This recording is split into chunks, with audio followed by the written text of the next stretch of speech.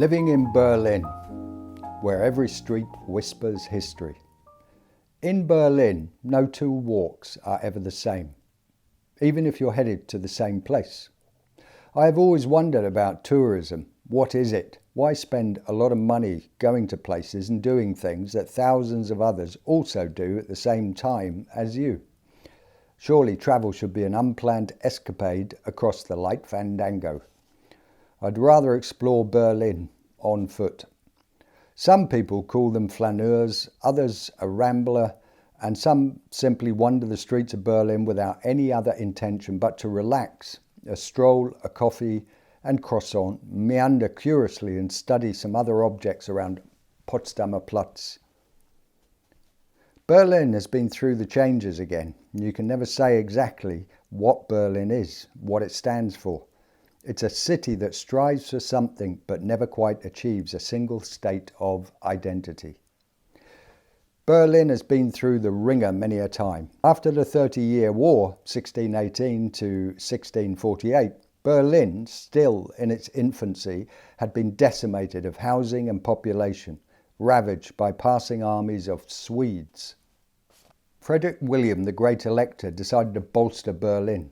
He centralized forces and built up the Prussian army to protect Berlin, and the population of Berlin had fallen victim to armies, or they had fled the fierce fighting and insecurity of invading forces.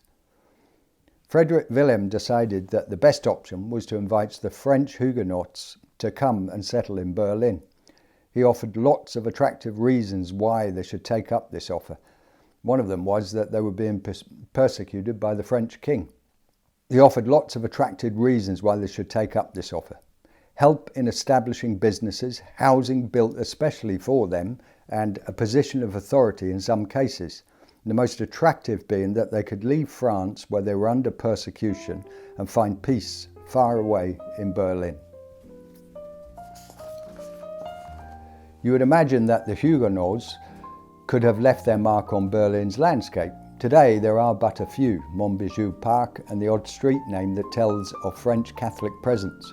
The French Cathedral is a pretty big landmark at Gendarmenmarkt, situated in Berlin Mitte.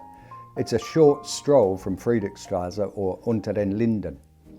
They didn't take over and turn Berlin into Little Paris, but apparently the French language did become the lingua franca of the day. Berlin spreads the sparkle of its beguiling and secretive heart across Europe, which makes it attractive to travellers and people who seek something different to London or Paris. If it's Madrid, it's hard to fathom, but its grinding wheels of Spanish bureaucracy make staying there a worse nightmare of paper than that of the Hauptmann of Köpenick experienced in Berlin back in 1906. Berlin is no better at the game of bureaucracy. Vilhem Voit, a criminal who had just done 15-year stretch in Moabit prison in Berlin, a tired old conman and thief, decided it was time for him to go straight. He needed an official address to settle down and get a proper job. But to his amazement, he discovered that he couldn't rent an apartment until he had a bank account. He couldn't have a bank account without an official Berlin address. A bank account plus a registered address would allow him a job. He couldn't get a job without a bank account and home address, so strict laws tarnished by the madness of bureaucracy. Today, if you want to know about the exploits of Vilhem Voit, you can read an old novel written in the 70s or watch the 1997 film with Harold Juncker plays the part of Vilhem Voit the conman.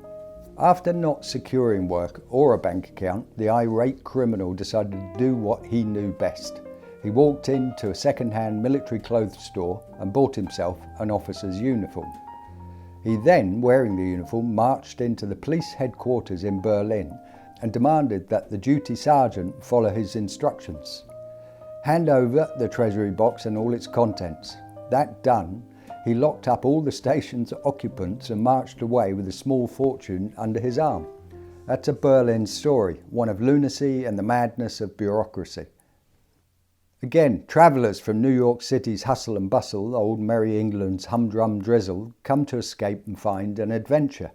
That's Berlin, a life of clubbing, spinning discs and experimenting with substance abuse.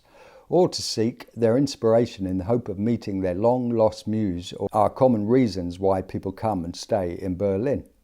The atmosphere is right, and the tolerance for any lifestyle you choose is right, and the cost of living, well, it used to be just right.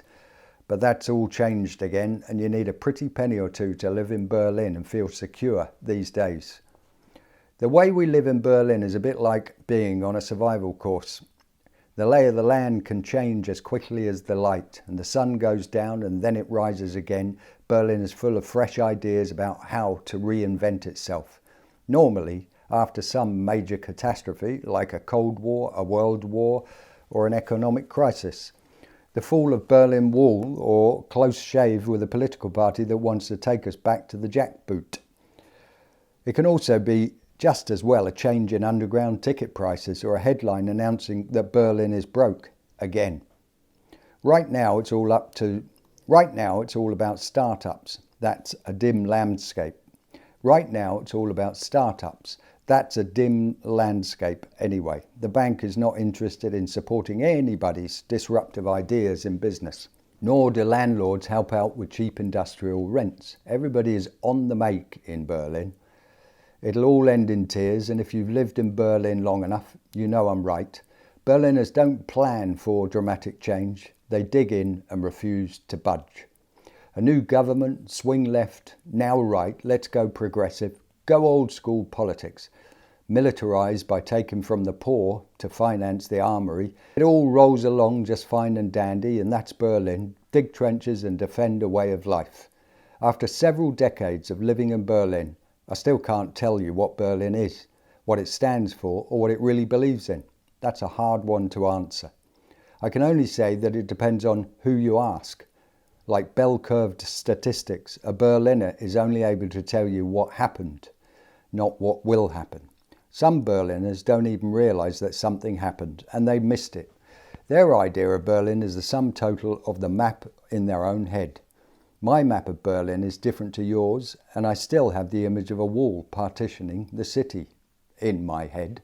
Anyway, I'm Sean Durham. That was a little about street photography in Berlin, or walking around in Berlin, and looking at various objects and ideas. If you like my channel, I'd love it if you subscribed.